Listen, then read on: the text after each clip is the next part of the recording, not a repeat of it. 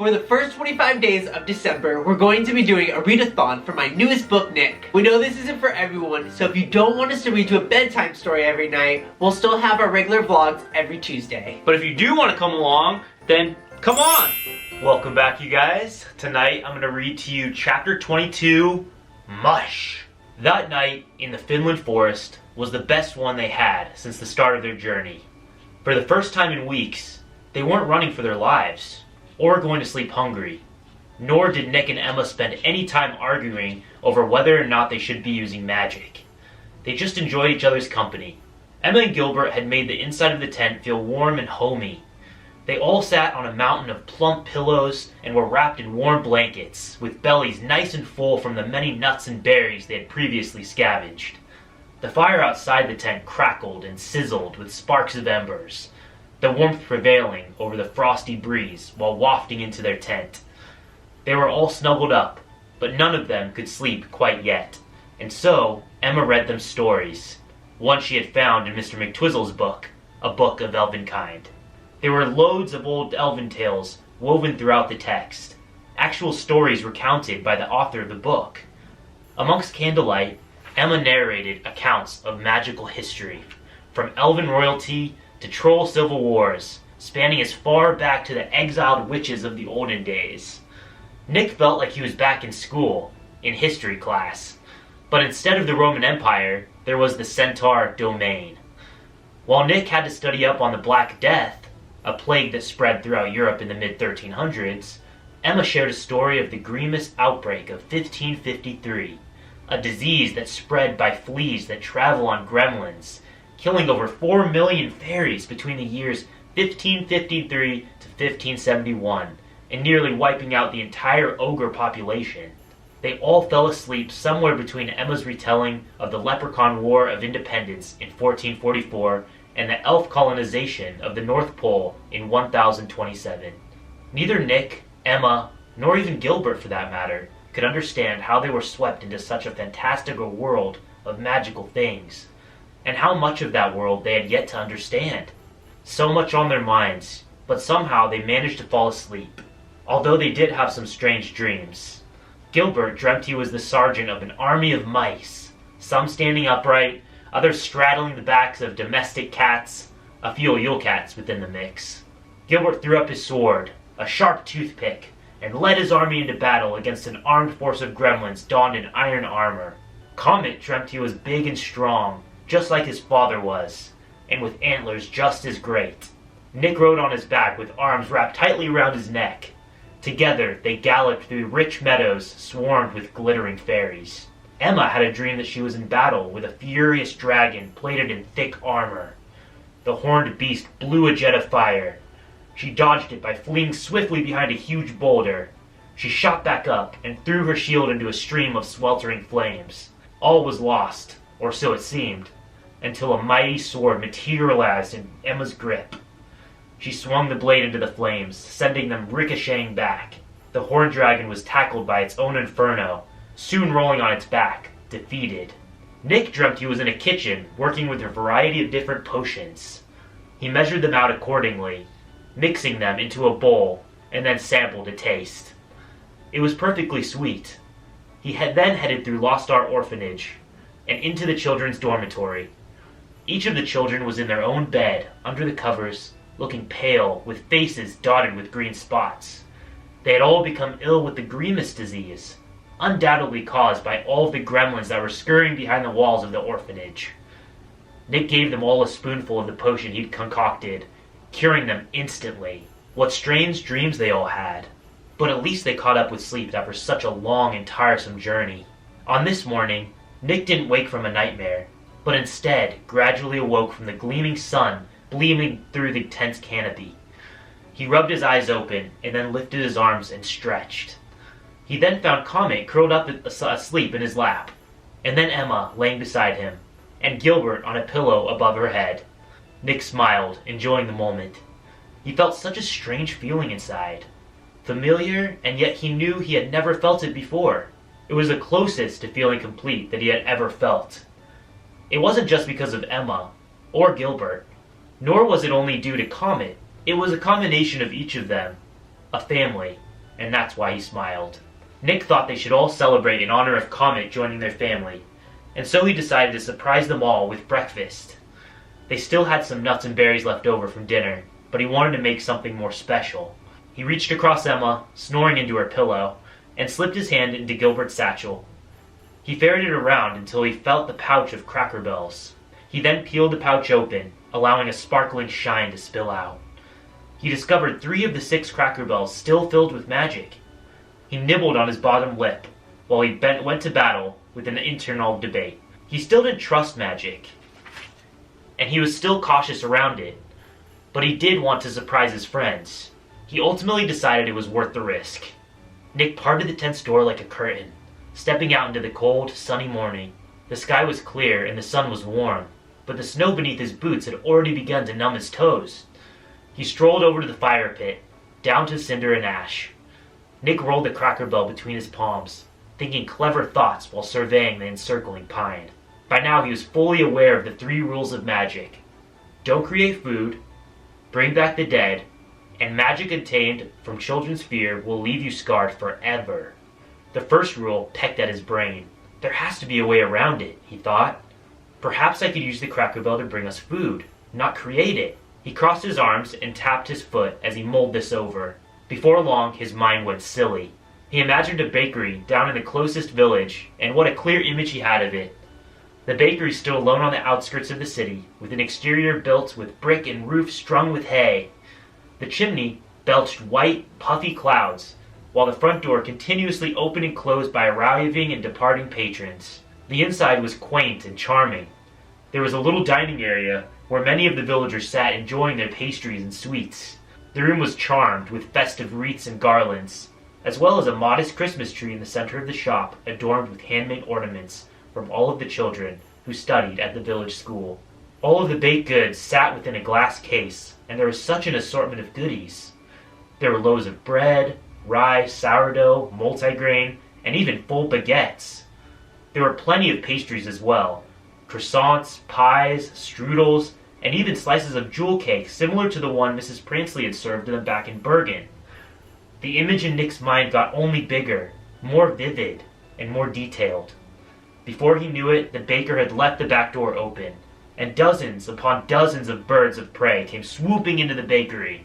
The whole shop was filled with fluttering birds. Nick noticed barn owls and snowy owls, peregrine falcons and European honey buzzards, along with ones he didn't even recognize. They dove through the entire area, beating their wings, flapping about, driving the guests out of the bakery, screaming. Then the birds took the baked goods, snatching them up by their great big talons, taking off out of the bakery and back into the sky.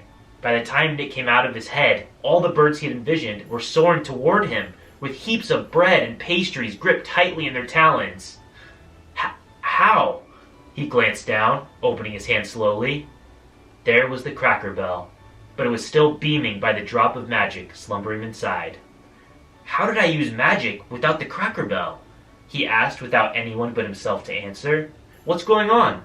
Emma came out of the tent after being awoken by the noisy squawks and crows from overhead. Gilbert sat on her shoulder, looking just as displeased as Emma for being so rudely woken up. Comet trotted after them, into the snow, and then tucked himself between Nick's legs. They all looked up, spotting nearly 100 birds of prey fluttering above, dropping baked goodies, leaving them all showering into the campsite. And then the birds flapped away. How did you... Emma baffled, too astonished to complete her sentence. Nick lifted his shoulders and shrugged. They were all famished, and there were breads and pastries scattered in the snow all around them. And so that was the end of that. Nick enjoyed a croissant, Emma jewel cake, Comet devoured a whole blackberry pie, all while Gilbert picked at a Danish baked with cheese melted into its flaky crust. They were each working on their second helping when they heard the faint, yet distinct jingle of a sleigh bell. What was that? Asked Nick, now with a mouthful of strudel. Emma stopped eating to listen. There it was again, the tinkle and jingle of ringing bells. It sounds like it's getting closer. Soon the bells were joined by heavy running and crunching snow. Comet followed his nose and trotted over to a thicket of pine, gazing down a path lined with thin trees. Nick joined the calf and asked, "What is it, boy?" A mighty crimson sleigh then appeared in the distance, hauled by a team of 9 dogs. 8 strong, muscular Siberian Huskies, and 1 small, scruffy terrier in the front, leading the pack. There was a man in the sleigh, whipping the reins, shouting, "Mush! Mush! Mush!" The dogs pounded the snow as they picked up their speed. Nick grabbed Comet and lifted him up, scooting out of the way to give the dog sled a clear, open path. The man riding the sleigh tugged on the reins and shouted, "Whoa!" And the dogs, all 9 of them, stopped on his command right at the children's campsite. Nick carried Comet over to Emma, and Emma grabbed Gilbert and stuffed him in her pocket. They huddled close together, eyeing the stranger and his dog sled. Each of them was silently preparing themselves for any scenario that may arise. The man took off his snow-plastered goggles, revealing beautiful eyes the color of chestnuts. He was young and burly, strikingly handsome with a prominent cleft chin. He looked at Nick and asked, "Nick?" "Yes," he answered, feeling shy and even slightly intimidated by the young man's ridiculous attractiveness.